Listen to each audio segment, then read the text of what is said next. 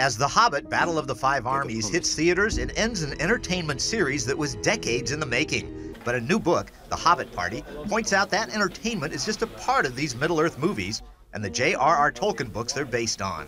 Tolkien had more to offer than just a really good yarn. According to co-author Jay Richards, they also portray an entire universe of moral, government, and economic systems. That's why it's subtitled The Vision of Freedom That Tolkien Got and the West Forgot.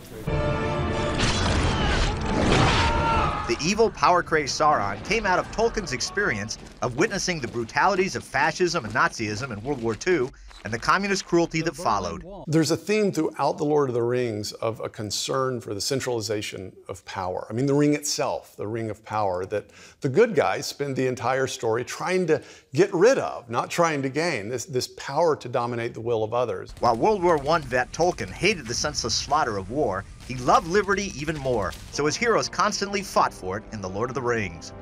A day may come when the courage of men fails.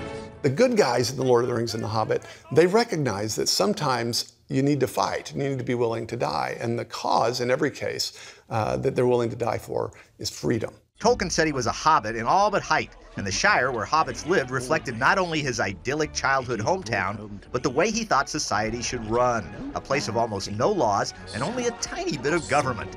He admitted to his son he leaned towards anarchy and hated the idea of people lording it over other people. Tolkien said famously, "It is the most improper job of any man to boss others, least of all those who seek the opportunity." Tolkien wrote Lord of the Rings as he watched Britain slide into a soft socialism. He was horrified the citizens of the Christian nations would give up their God-given liberty in exchange for security offered by all-powerful governments. Would essentially be docile sheep guided by the shepherd. He was hopeful art like his could shake them up and wake them up. As for economics, hippies dug The Hobbit and Lord of the Rings because they saw Tolkien as a cool anti-capitalist, and that creating creatures like the aristocratic Smaug was his way to show it. But Richard says Tolkien used the character to illustrate the absolute worst traits of a wealthy, non-investing, non-capitalist. There you are, thief in the shadows.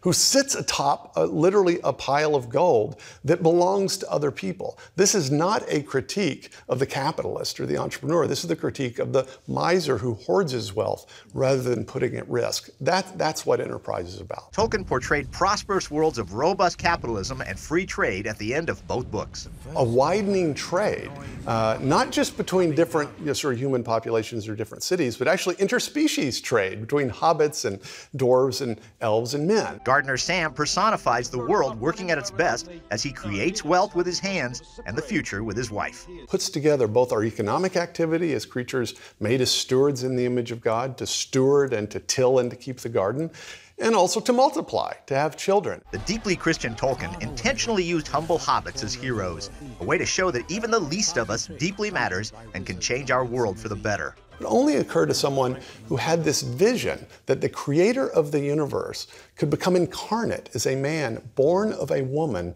in a stable in a humble village. It's only that kind of vision that I would think would lead someone to think to create heroes like hobbits. I can't carry it for you, but I can carry you. Near the climax of Lord of the Rings, it's the humble servant Sam who literally bears Frodo like a cross and saves the world. And I hope that speaks to us as human beings, especially those of us that might think, well, who am I?